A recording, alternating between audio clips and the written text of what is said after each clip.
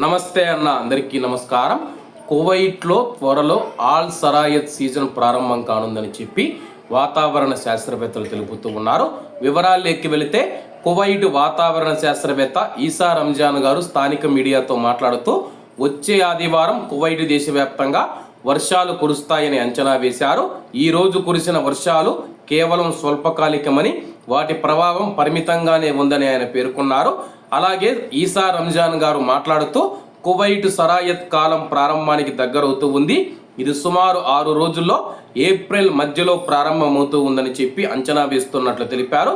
Kuwait దేశం ప్రస్తుతం స్థానికంగా ఆల్ సబ్కు అని పిలువబడే ఒక పరివర్తన వాతావరణ దశలో ఉందని ఆయన వివరించారు. ఈ ఏడాది కాలం వసంతకాలం సాధారణ కంటే ఎక్కువ కాలం కొనసాగే అవకాశం ఉందని, దీనితో పాటు పగటిపూట కూడా ఉష్ణోగ్రతలు గణనీయంగా పెరుగుతాయని చెప్పి ఈసా రంజాన్ గారు తెలిపారు. ఈ ధోరణికి కారణంగా ఆ ప్రాంత భౌగోళిక లక్షణాలేనని చెప్పి ఇవి ఉత్తర గల్ఫ్లోని చాలా ప్రాంతాలలో వాతావరణ సరళిని ప్రభావితం చేస్తాయని ఆయన పేర్కొన్నారు. కువైట్ సాధారణంగా ఆకస్మిక వాతావరణ మార్పులతో కూడిన కాలంలోకి ప్రవేశిస్తున్నందున రాబోయే రోజుల్లో వాతావరణ పరిస్థితులు మరింత అస్థిరంగా ఉంటాయని చెప్పి అంచనా వేస్తూ ఉన్నామని చెప్పి ఈ మార్పులలో అడపాదడపా వర్షాలు, పెరుగుతున్న ఉష్ణోగ్రతలు ఉంటాయని చెప్పి ఆయన వివరించారు.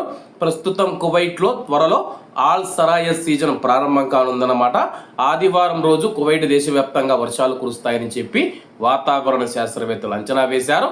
కాబట్టి అందరూ బాగుండాలి, ఇందులో మనం ఉండాలి. అందరికీ నమస్తే అన్న, జై హింద్.